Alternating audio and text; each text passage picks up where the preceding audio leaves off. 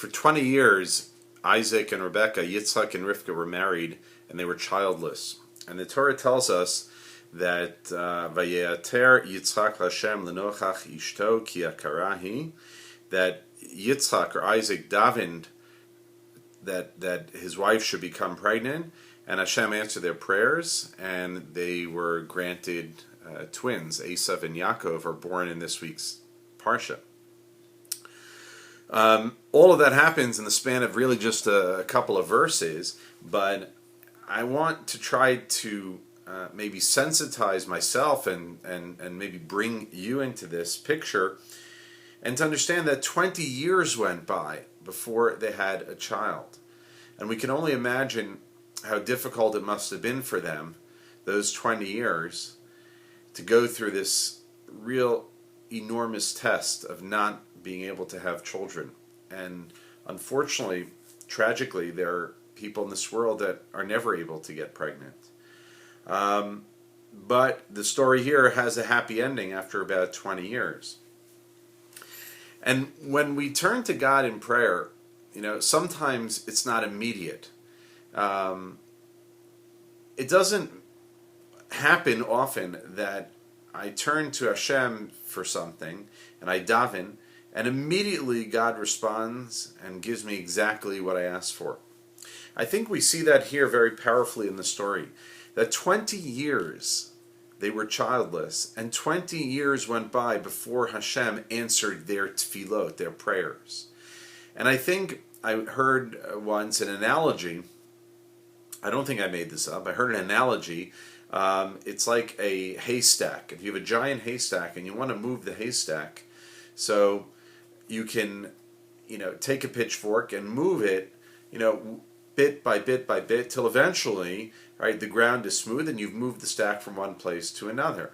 It doesn't happen immediately, but it happens over time with constant devotion of constant energy of trying to move the haystack.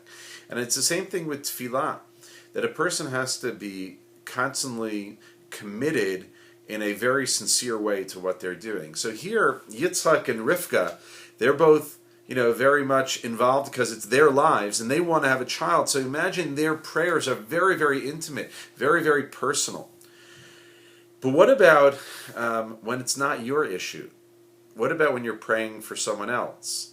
And the Talmud says something very powerful. It says that whoever prays for somebody else, for someone else's problems, someone else's issues, whatever that other person needs, hu ne'aneh tchila, you will be answered first. Now, it doesn't mean that it's some sort of trick where a person says, okay, I need something, so the way I'm going to get that is I'm going to pray for another person and then God will answer me first. That's not what it means. What it means is that if you are sincere and you feel the pain and the suffering of another person, you feel how much they need something, they need a job, they need a child, they need health, they need entry into a particular program or a university or whatever they need at that moment, if you can really empathize to the point where you feel it, then Hashem understands that empathy and He will answer you and give you what you need as well. There's a beautiful story I read this week about a famous rabbi from Jerusalem. He's not alive anymore. Many, many years ago, he had a yeshiva, a Jewish school in Jerusalem called Eitz Chaim. His name was Rabbi Isser Zalman Meltzer. And the story is told that he stayed up all night, and in the morning he was exhausted, and no one quite knew why. And the students there wanted to know why the rabbi, the head of the school, was so exhausted that day, why he had been up the whole night. Finally, eventually, the story came out that a woman had come to the home of Rabbi Isser Zalman Meltzer the night before. She knocked on the door and she was crying, and she said to the rabbi that she had been married many, many years and she was childless.